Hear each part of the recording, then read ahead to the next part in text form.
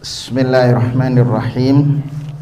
Assalamualaikum warahmatullahi wabarakatuh.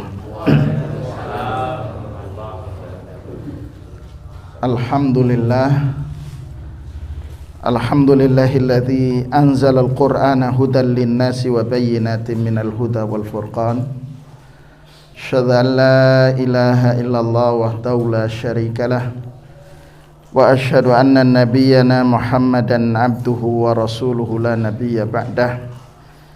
Allahumma salli wa sallim wa barik ala nabiyyil karim wa ala alihi at-tayyibin wa ashabihil abrar wa man sara ala nahjihim ila yaumiddin, amma ba'd. Bapak Ibu sekalian yang dirahmati oleh Allah, kita lanjutkan kajian kita ayat yang ke-83 dari surat Al-Maidah, di mana penjelasan para ulama terkait dengan ayat ini.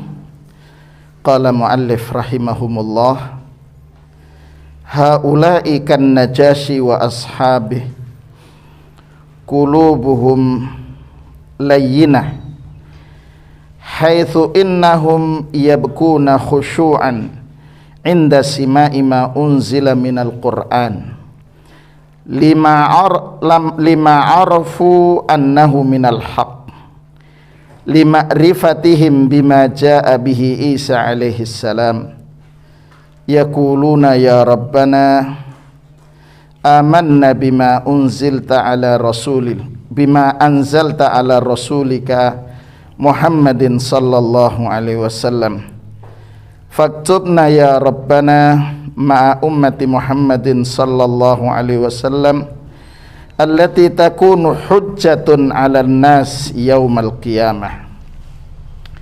Jadi di ayat yang ke-83 ini sesungguhnya Bapak Ibu sekalian berkaitan erat dengan ayat yang ke-82, yaitu Allah menyatakan wala tajidanna aqrabahum mawaddatan lilladzina amanu, dan sungguh engkau wahai Rasulullah SAW akan jumpai orang yang paling dekat kasih sayangnya kepada orang-orang yang beriman, yaitu alladzina qalu, yaitu orang-orang yang mengatakan inna nasara. Berarti di ayat yang ke-82 itu menjelaskan tentang mauqif ahlil kitab, sikap dari ahli kitab.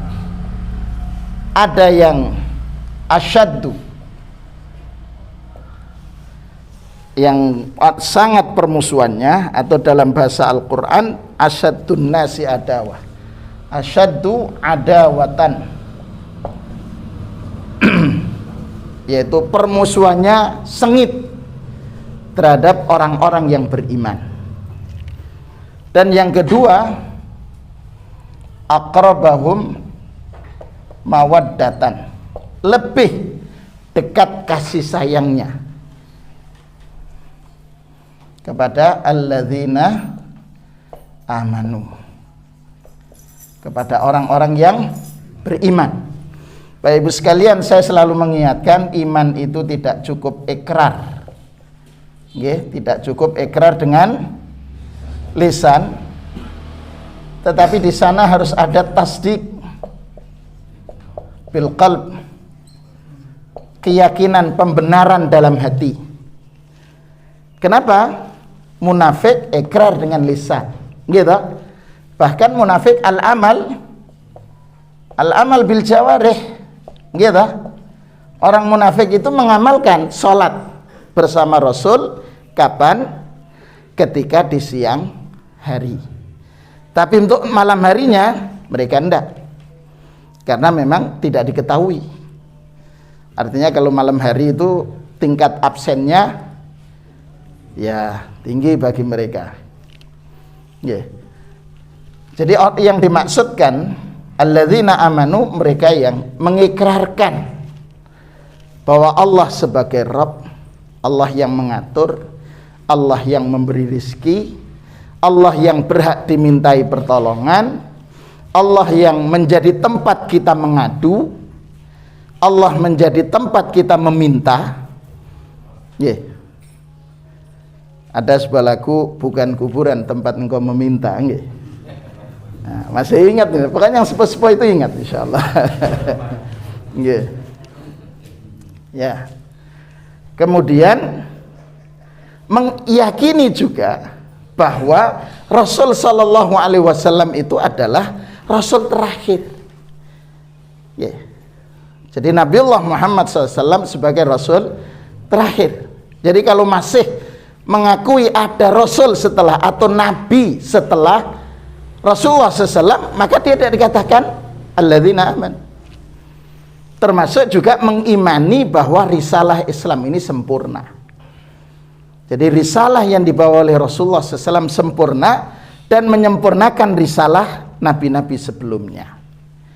Karena itu Allah menyatakan wa ma kana Muhammadun aba ahadim mir rijalikum walakin Rasulullah wa khataman nabiyyin. Penutup sudah, tidak ada lagi. Ya. Jadi apa yang dibawa oleh Rasulullah adalah sempurna. Termasuk berkenaan dengan masalihin nas, kemaslahatan manusia. Bab interaksi dengan alam semesta diatur. Gitu. Jadi kalau semuanya mengacu kepada konteks itu, masya Allah.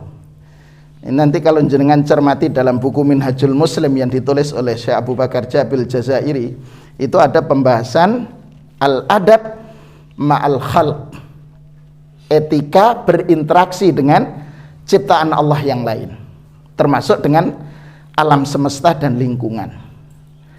Ya, kalau kita coba cermati Bapak Ibu sekalian, sekilas saja sedikit.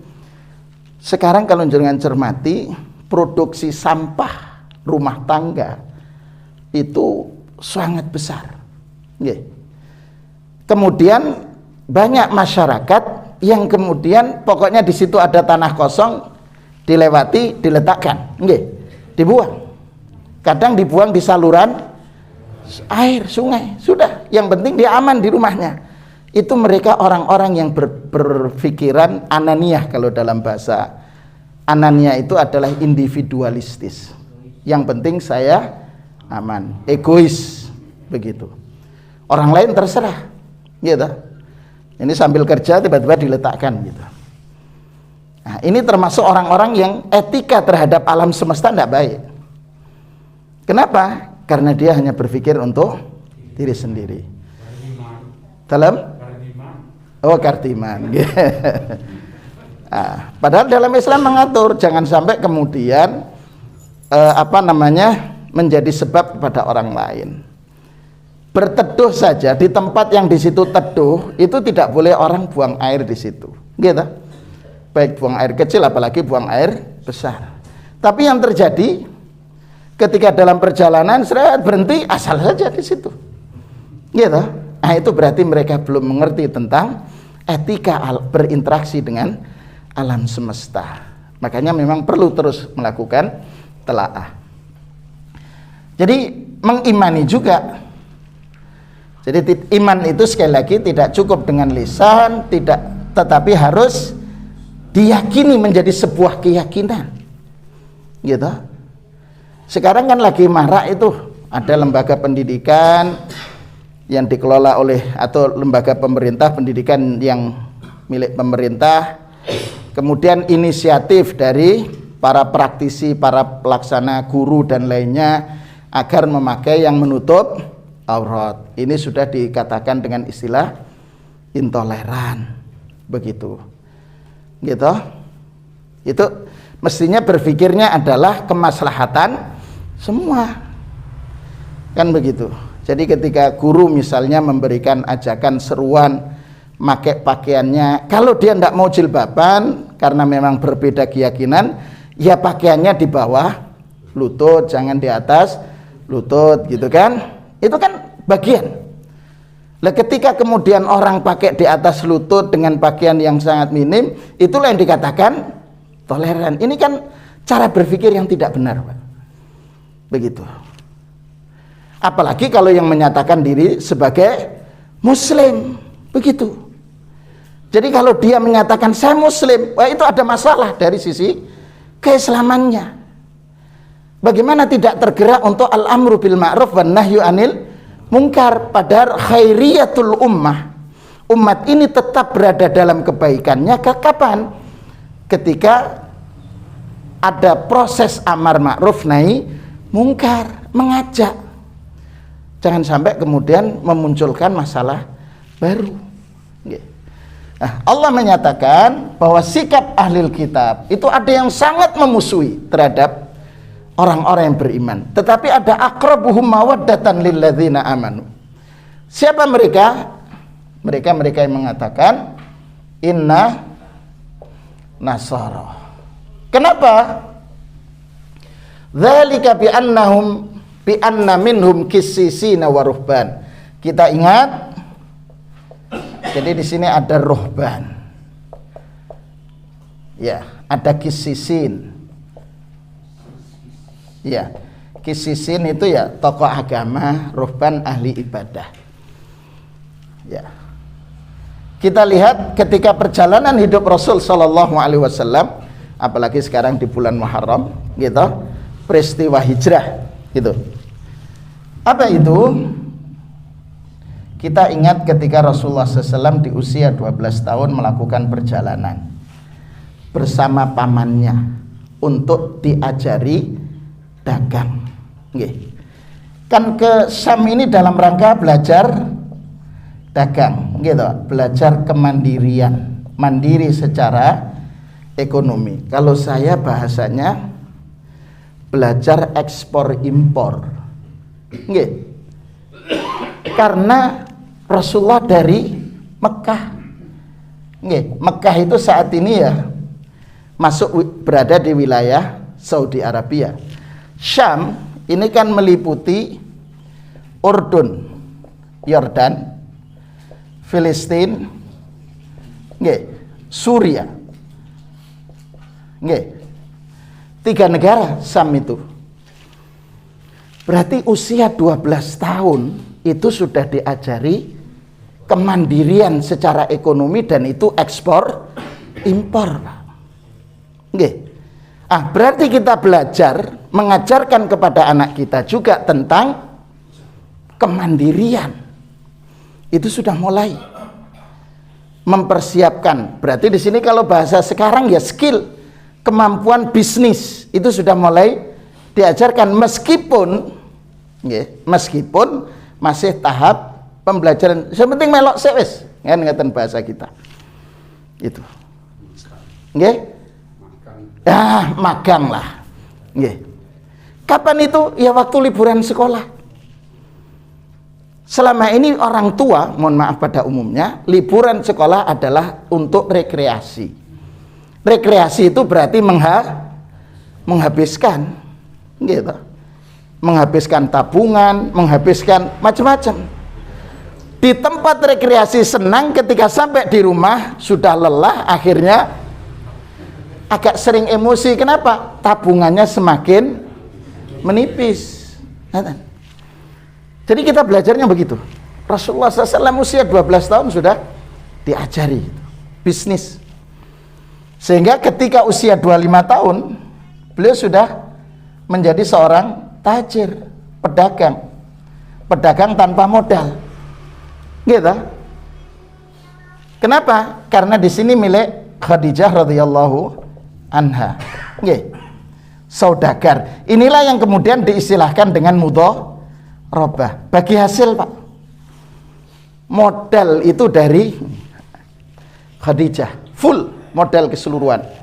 Rasulullah berdagang. Modalnya Rasul apa?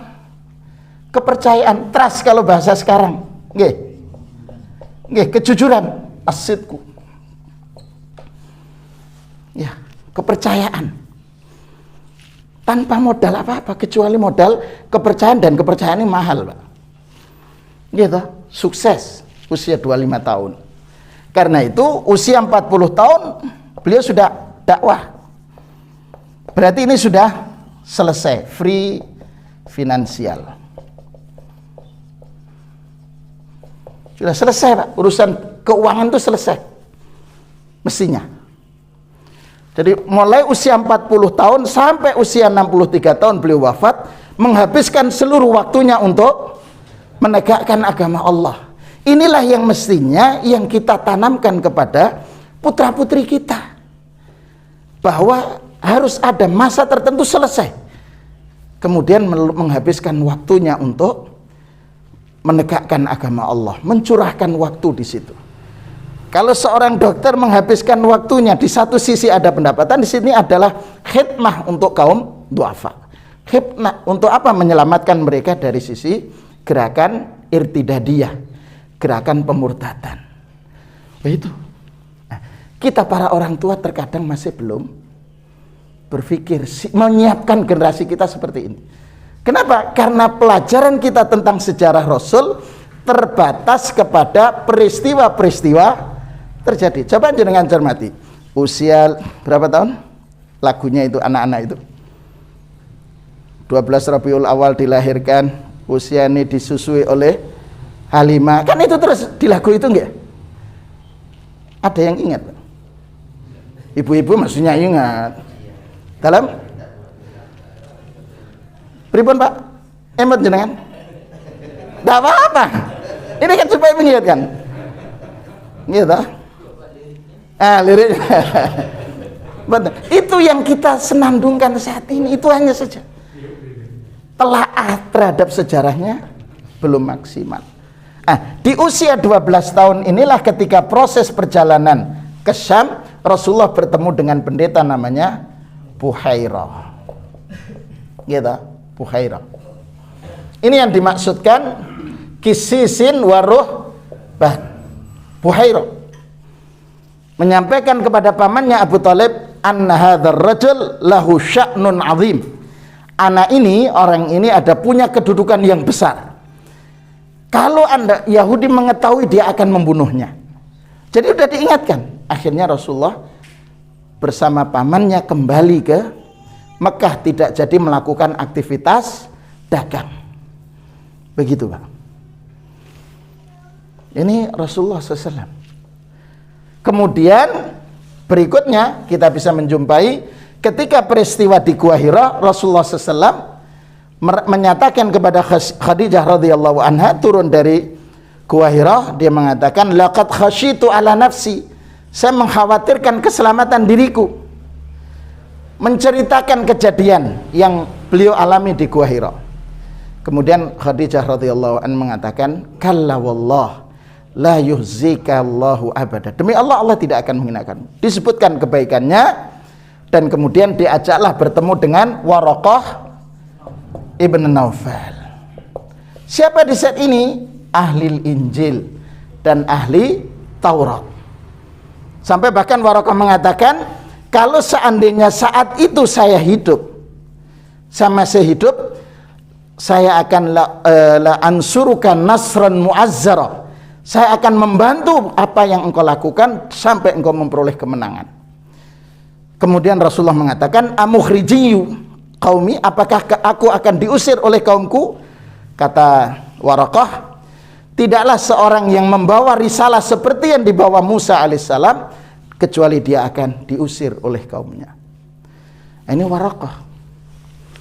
Ini kisisin sekaligus ruhban. Kemudian berikutnya, setelah peristiwa Waraqah, Rasulullah SAW kan mengutus para sahabat yang tertekan di Mekah untuk hijrah ke Habasyah, gitu.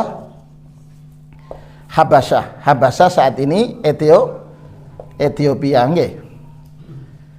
Berarti kalau kita jenengan cermati ini Pak, Rasulullah SAW itu mengetahui peta dunia, berarti, gitu. Pergerakan dakwah dunia itu tahu. Rasulullah memerintahkan hijrah ke Habasyah karena di sana ada malikun adilun, raja yang adil. Akhirnya di sini ketemu dengan An-Najasyi.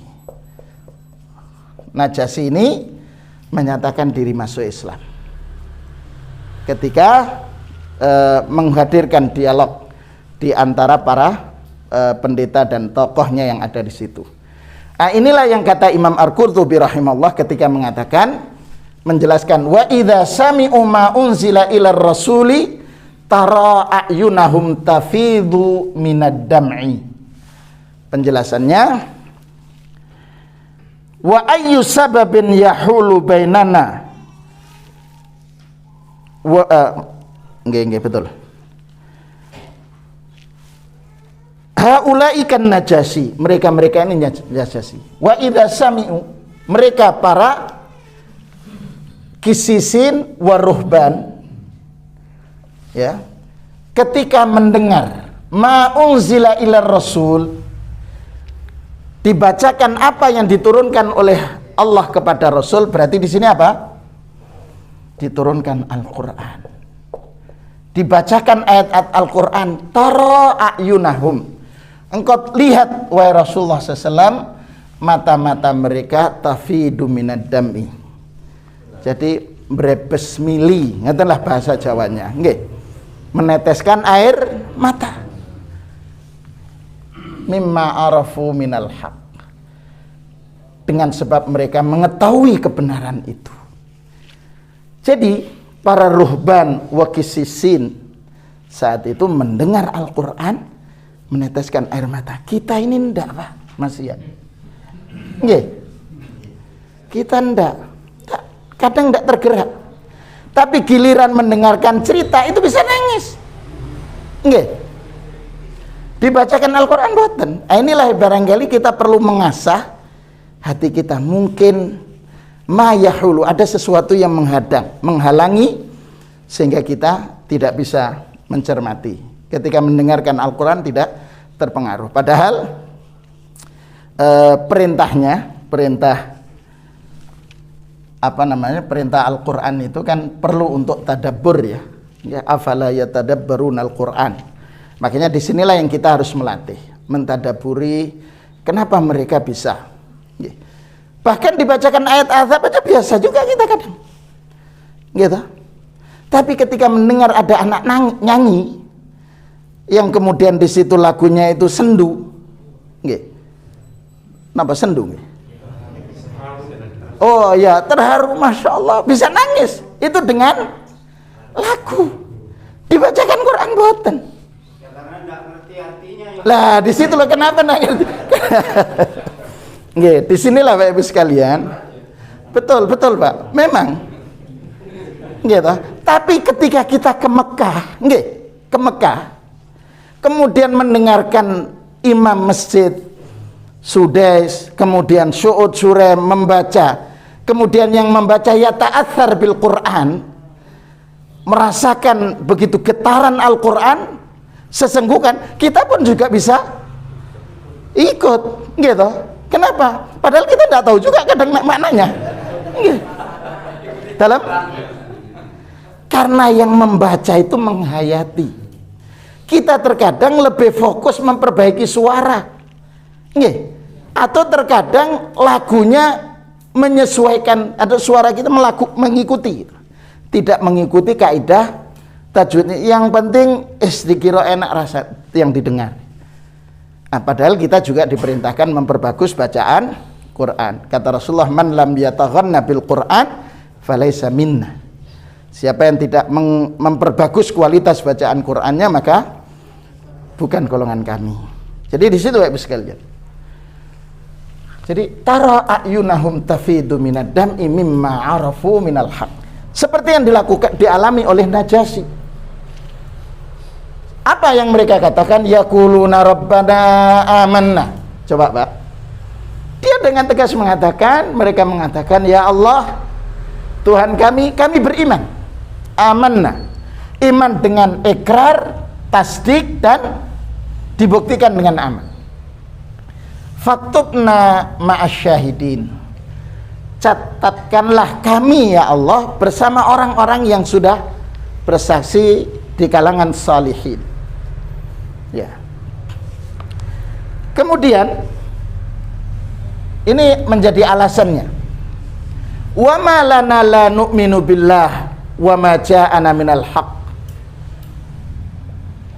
Kata mereka, kalau tafsirnya dikatakan wa ayyu sababin yahulu bainana wa bainal imani billah wa ma anzalahu minal haqq alladzi jaa bihi Muhammad sallallahu alaihi wasallam.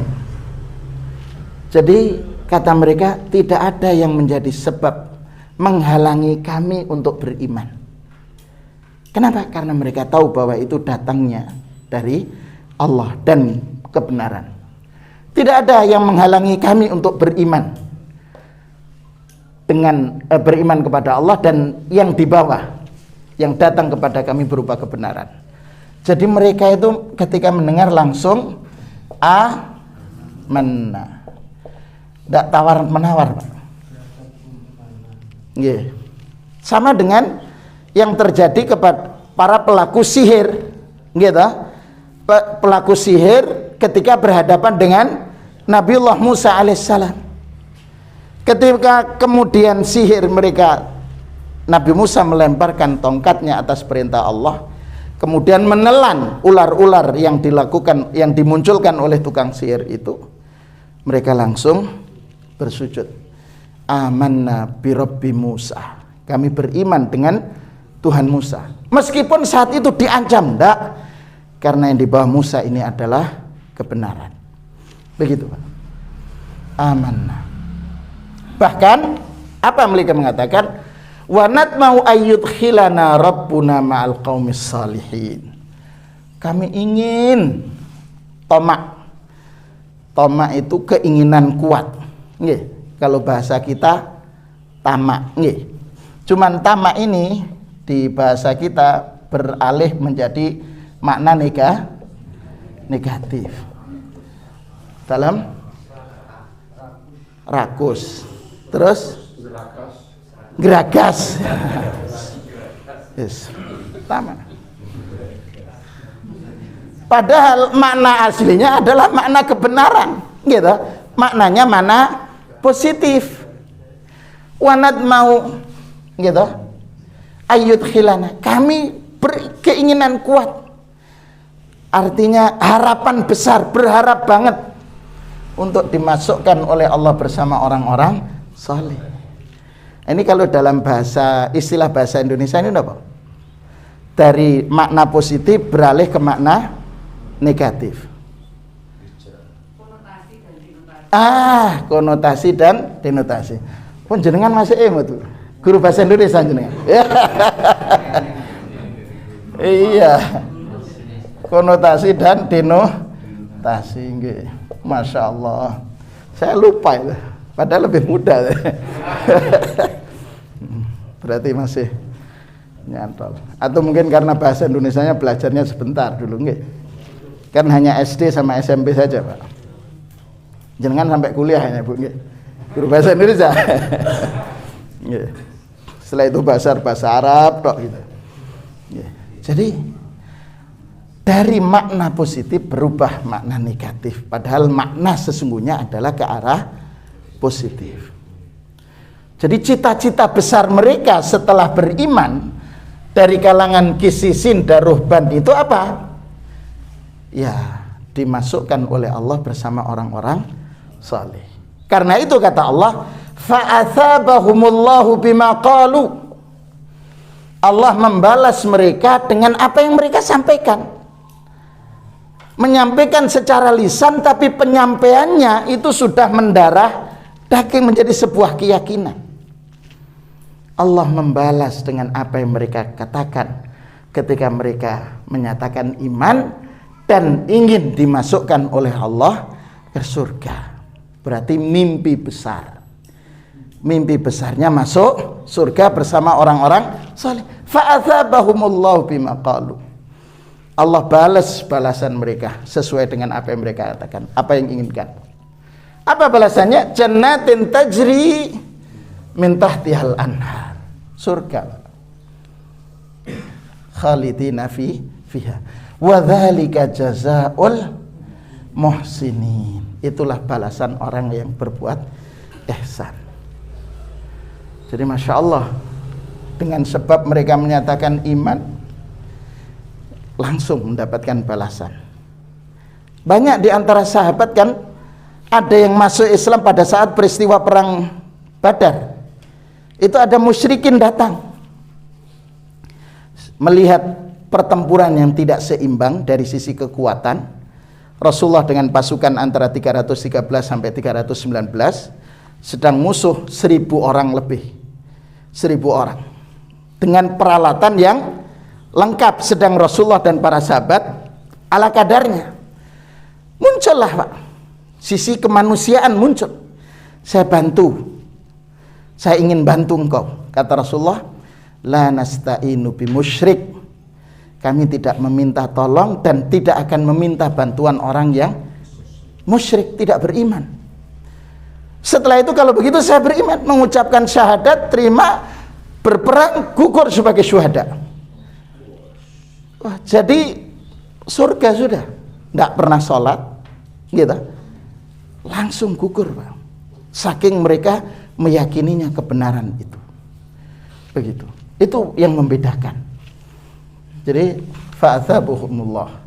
Sebaliknya kata Allah, walladzina kafaru, mereka yang ingkar dengan Allah subhanahu wa ta'ala sebagai Rabb, mengingkari Rasulullah SAW, mengingkari risalah Rasulullah SAW, ya, wa kadzdzabu bi ayatina, bahkan mendustakan ayat-ayat kami, kata Allah. Sudah, ulaika ashabul jahim. Ya. Di era saat ini Bapak Ibu sekalian, ujian kita berat, gitu. Di media sosial macam-macam, orang tidak punya ilmu berbicara tentang agama, gitu, baru ngerti sedikit berbicara agama, begitu, mengkritisi agama, mengkritisi orang-orang yang komitmen beragama, macam-macam, gitu. Tapi yang jelas Allah memberikan jawaban, walladzina kafaru wa kadzdzabu, mendustakan ayat-ayat kami, kata Allah, ulaika ashabul jahim, mereka adalah para penghuni neraka jahanam, wal iyadzubillah. Ajaranallahu wa iyyakum min. Nggih, ini Bapak Ibu sekalian yang kita bisa sampaikan. Ada yang perlu didiskusikan? Nggih, monggo Pak Haji. Membaca Al-Quran itu dijadikan satu blok 30 ayat. Nggih. Itu hanya khusus bagi yang talakinya dan paham apa yang syukur membaca. Nggih. Membaca itu sudah syukur Pak, gitu. Jadi ngeten, sebenarnya kan ada istilahnya qurra. Qurra itu jamak dari qari. Nggih, qari. Kalau kita cermati para sahabat itu rata-rata ya qurra. Qurra itu tidak hanya membaca, tapi jadi di sini tidak hanya qiraah, tapi juga sudah hafal. Para sahabat itu begitu Pak. Nggih. Karena itu para sahabat ketika berjihad kan tidak ada yang bawa mushaf itu, gitu, tidak ada yang mushaf. Mereka sholat bersama Rasulullah SAW, kadang bersama sesama sahabat, jadi imam, gitu. Begitu, mereka gugur sebagai syuhada. Makanya ketika peristiwa di masa kekhalifahan Abu Bakar radhiyallahu an, ketika terjadi peperangan, yaitu perang Yamamah, itu para penghafal Quran banyak yang gugur di sini. Umar melihat ini menjadi bahaya besar kalau kemudian tidak dikumpulkan Al-Quran itu. Karena itu Umar mengusulkan kepada Abu Bakar, ayo dikumpulkan, dibukukan Al-Quran itu. Abu Bakar bertanya, bagaimana kita melakukan sesuatu yang tidak dilakukan oleh Rasul Sallallahu Alaihi Wasallam? Kata Umar, wallahi khair, demi Allah ini baik. Kenapa? Kalau para qurra, para penghafal Quran, dan Quran belum tertulis, mereka gugur, ini masalah nanti di kemudian hari. Akhirnya kemudian Abu Bakar menerima ide Umar, kemudian mendatangi Zaid bin Thabit. Zaid bin Thabit itu anak muda Pak. Zaid bin Thabit itu masih muda. Bahasanya Umar itu mengatakan, innaka syabun akilun, engkau adalah anak muda yang cerdas. Taktubal wahyi, engkau yang menulis wahyu, taktuba wahya rasul, taktubal wahyi ila rasul, Anda yang menulis wahyu. Karena itu tulislah ayat-ayat Al-Quran. Sudah Pak, peristiwa Yamamah, karena khalifah saat itu adalah Abu Bakar. Zaid bin Thabit jawab pertanyaannya sama seperti jawaban Abu Bakar sebelumnya. Bagaimana kita melakukan sesuatu yang belum pernah dilakukan oleh Rasul? Jawabannya Abu Bakar seperti jawaban Umar, wallahi hadza khair. Akhirnya kemudian kata Abu Bakar, fatatabba'il Qur'an, coba kumpulkan para penghafal Quran itu. Kemudian yang tulisan-tulisan Quran yang tertulis, kumpulkan, ditulis. Sudah. Kemudian pada masa Khalifah Abu Bakar selesai, disimpanlah di rumah Abu Bakar. Abu Bakar wafat, digantikan oleh Umar. Umar wafat, disimpan yang di rumah Hafsah radhiyallahu anha. Pada saat terjadi peristiwa perang di Azerbaijan,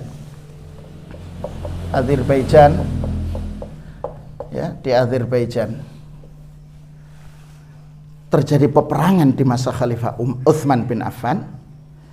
Kemudian masing-masing daerah pasukan kan jenengan cermati, ada di Syam gitu, Palestina dan lainnya ada. Tapi lahjah mereka membaca Quran kan beragam. Seperti kita lah Pak. Kalau orang Sunda itu tanya, dari mana? Itu kan gimana kabarnya? Kumaha, damang. Kan begitu bahasanya. Kalau bahasa Madura, damang, beres. Nah kan gitu. Jawanya pun juga berbeda dengan Jawa Tengah kan. Pripun, wilujeng, pangestu, kan ngaten. Bahasanya kan ngaten. Begitu juga saat itu. Utsman mengkhawatirkan karena masing-masing pasukan mengatakan lahjah saya lebih baik. Utsman kemudian memanggil Zaid bin Thabit untuk kemudian menulis ulang menjadi yang diistilahkan dengan mushaf Utsmani yang saat ini menjadi pegangan kita. Nah, itu adalah anak-anak muda. Siapa mereka? Qari. Qari itu sekaligus membaca dan juga menghafal. Nah, kita diperintahkan keutamaan pertama membaca, qiraah. Dalam bahasa kita membaca ya membaca Quran. Tapi berikutnya sesungguhnya ada perintahnya untuk tadabbur. Tadabbur ini membaca penuh dengan perhatian. Bitta'anni begitu bahasanya. Sehingga kemudian kita amalkan. Selama ini masih banyak fokus di qiraah.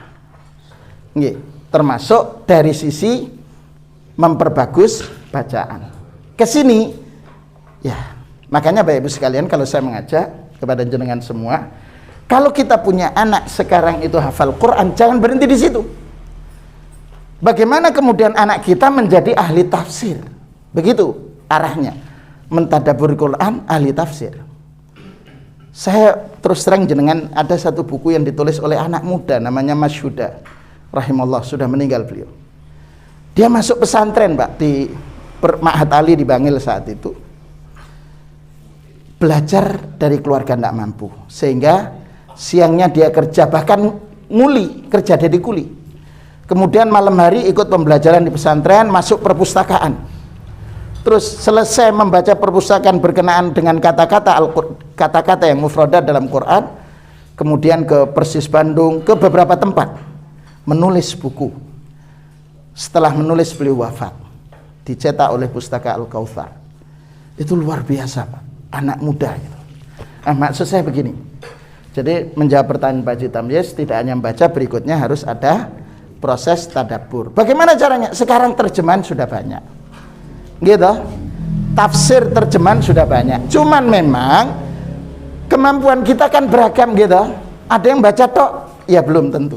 Perlu, karena harus ada kaitan ilmu tafsir dan lainnya. Inilah yang perlu ditingkatkan. Barangkali ngotan Bapak Ibu sekalian, sudah hampir jam 6. Sedikit nggih, monggo. Tentang berinteraksi Ustaz, dengan alam semesta. Nggih. Ini kan rahmatan lil alamin. Betul. Tetapi ada dinding pemisah. Bagaimana memaknai dinding pemisah ini? Lakum dinukum waliyadin.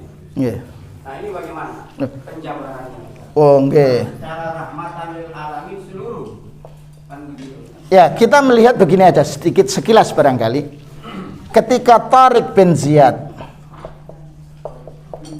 Ziyad menaklukkan Andalusia, nggih, Spanyol, tepatnya di Granada, Granada, sekarang kemudian istilahnya menjadi Granada. Kemudian ada Salahuddin, nggih, Salahuddin Al-Ayyubi, ketika menaklukkan atau kemudian mengembalikan Baitul Maqdis ke tangan kaum muslimin, orang-orang yang berbeda keyakinan merasa menikmati hidup di bawah kepemimpinan Salahuddin Al-Ayyubi di Palestina. Mereka bisa hidup berdampingan, mereka beribadah silahkan dengan keyakinan yang diyakini, tapi mereka mendapatkan perlindungan dari kaum muslimin dengan sebab mereka membayar jizyah. Jadi mereka nyaman. Kenapa? Karena di masa sebelumnya para pemimpin agama itu menjadikan agama sebagai sarana untuk menumpuk kekayaan. Sampai-sampai orang itu tidak boleh dimakamkan yang sudah meninggal, dimakamkan, tidak boleh kecuali setelah bayar pajak. Itu kebijakan Persia. Ketika kemudian Islam datang, mereka mendapatkan kehidupan yang nyaman. Di Mesir, di saat Amr bin As menaklukkan Mesir, proses penaklukannya tanpa peperangan. Kenapa? Karena mereka merindukan hadirnya keadilan yang dibawa oleh Islam itu. Jadi sekarang masalahnya adalah bagaimana sekarang wujudnya itu yang kita perlu tunjukkan. Jadi sesungguhnya sekarang itu yang terjadi, Islam itu yang sifatnya yang keras-keras yang ditunjukkan. Padahal kenapa pelajaran sejarah Salahuddin dan lainnya mereka bisa hidup berdampingan? Begitu. Nggih. Ya begitu Bapak Ibu sekalian yang kita bisa sampaikan pada kesempatan berbahagia ini. Mudah-mudahan apa yang kita lakukan tercatat sebagai amal saleh kita. Kita dibimbing oleh Allah untuk sampai kemudian kita husnul khatimah. Semoga Allah senantiasa menganugerahkan kesehatan kepada kita sehingga kita bisa melaksanakan perintah Allah dengan sebaik mungkin. Kita bisa menuntut ilmu untuk memperbaiki kualitas iman kita, kualitas ibadah kita kepada Allah. Dan mudah-mudahan Allah senantiasa mengantarkan kita menjadi orang-orang yang husnul khatimah. Amin, amin ya rabbal alamin. Kita akhiri dengan doa kafaratul majlis. Subhanakallahumma wa bihamdika, asyhadu an la ilaha illa anta, astaghfiruka wa atubu ilaik. Walafu minkum. Assalamualaikum warahmatullahi wabarakatuh.